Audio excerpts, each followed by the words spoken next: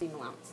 There are a few locations where we are going to be using 1/4, and there's one location where we're going to be using 1 inch. Where's the inch going to be, you think? Well, wherever a zipper would be. Often it will be in center back, sometimes it'll be in some other location. Okay? But down here we don't have a zipper, we don't have any weird collar situation or anything going on. We're going to be putting 1/2 inch at the waist. Okay? So, sorry. I'm going to line up, not the heaviest line, that's 1 inch through the middle of the ruler, but the kind of medium weight line, that's 1/2 inch away from the edge of the ruler. I'm going to line up that medium weight line along along my waistline curve. Now it's only going to line up for 1 inch or so, maybe 1.5 inches. And what I'm going to do is I'm going to draw along the ruler for the distance that it's lined up. So right now it's lined up here. I'm able to draw that far. Then the curve starts veering away. Okay? So what I'm going to do is I'm going to pivot my ruler, and I'm going to mark the next little increment. And then I'm going to pivot my ruler and mark the next little increment. So it's going to be this series of short lines and pivots. So only trace as far as the line is lined up. You guys following? I know it's hard to see, but do you guys know what I'm talking about here? Come peek over if I've got space. Stand over my shoulder. This is a skill that you're going to be using throughout the semester. So if you're not sure what I'm talking about, crowd in. Okay? So I'm pivoting around the curve. Pivot, pivot, pivot around the curve. Okay, now that I've got my seam allowance marked in, I'm going to cut along that seam allowance line.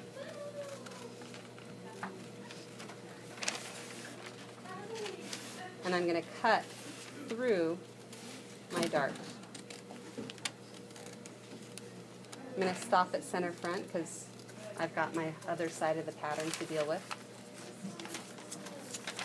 But now that this is cut, I can open up my tape or my pins. You didn't join those lines, you just did like 1/4 inch marks or something? They kind of crossed over with each other, yeah. But if your tracing lines are a little jagged, don't cut jagged, cut smooth. Okay, so do you see this little point that's happening here? Mm-hmm. This is a really good thing.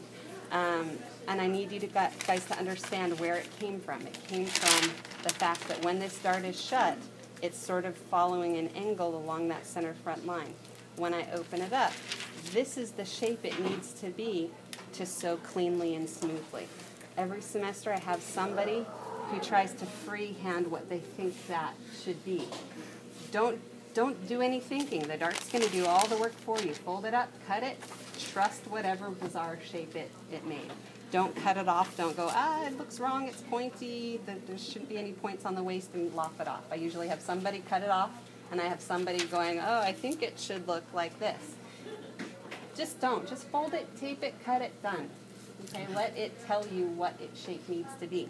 There are going to be times where that, depending on the location of the dart and the size of the dart and the angle of the dart, that peak might go up. Let it do what it needs to do. Okay? So now that it's flat again, I can work on the rest of the pattern.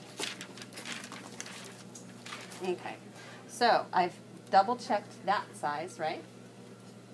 What should this size be? 3. What should this? Okay, I could actually check this while it's still taped, right? But the full waist arc, the full waist needs to be waist arc plus 1/4 inch. Okay, so I should go back to my book right now and double check what's my waist arc, how much more should it be? Well, I had a pinch of ease there, it should be 1/4 inch. So it's basically, I'm repeating all the steps I did here again, just to double check it. Chances are there are going to be far fewer things to fix, but if there's a little thing that's a little bit off, fix it. So if this were a little bit off, maybe it was too small and it needs to be here, what would I do if it needs to be here? All I'm going to do is take that point, reconnect it to this underarm point. Okay, if it's too big and I want it to be here, I'll just shift it the other way. So this waist intersection this is the forgiving area that we can move in or out. So really you can easily. make the sizes? The sizes, the dart changes sometimes with the Okay. sizes. But yeah, a quick fix, like if you're really close to the dress form measurement, but your waist is a little bit bigger because these forms are really wasp-waisted, absolutely, you can go and add to the side seam. Yeah. All right, so I'm just going to assume mine's fine. I'm going to double check it when you guys aren't all standing around waiting for me. All right, so one thing that we need to be mindful of is at the shoulder, we're going to be putting a seam in there, and that seam is going to have seam allowance. That seam allowance is going to add thickness. And imagine what happens if you add some thickness at the shoulder, everything raises up, right? So if I have thick seam allowance in there and the dress raises up, the waist raises up, the apex raises up, the neckline raises up. So we're going to avoid that problem by adding some extra room at the shoulder to allow for that seam allowance that needs to happen. So we're going to be adding a 1/16 of an inch.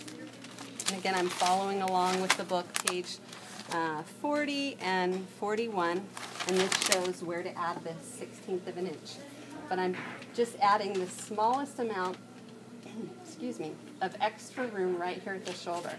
I don't have a 1/16 of an inch on my ruler going in vertical lines, so I'm going to have to kind of eyeball halfway between the edge of the ruler and that first little line in there for 1/16. So I'm going to kind of put my line about halfway between the edge of the ruler and the first pink line on the ruler here. And I'm going to draw in, and I'm just adding in a tiny little 1/16 there. Why? When I have a seam allowance at the shoulder, Yeah. okay, that seam allowance, there's going to be fabric and seam allowance in there. Often there's also a facing, because we're going to be clean finishing our necklines and stuff with facings. That adds thickness up here.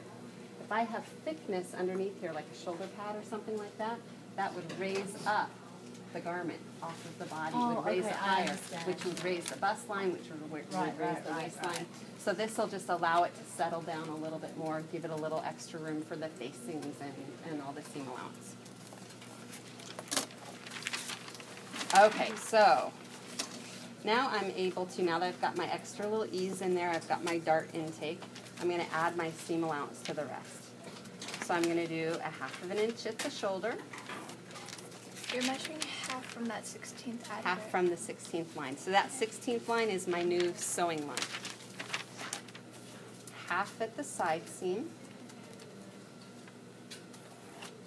And we're just going to assume I went and checked all my measurements, because you're going to check all yours, right? 1/2 at the side seam. Now the neckline and the armhole are curved, so I'm going to have to do that pivot trick again. So I'm going to line up my 1/2 inch line along the armhole, draw and pivot, draw and pivot, draw and pivot,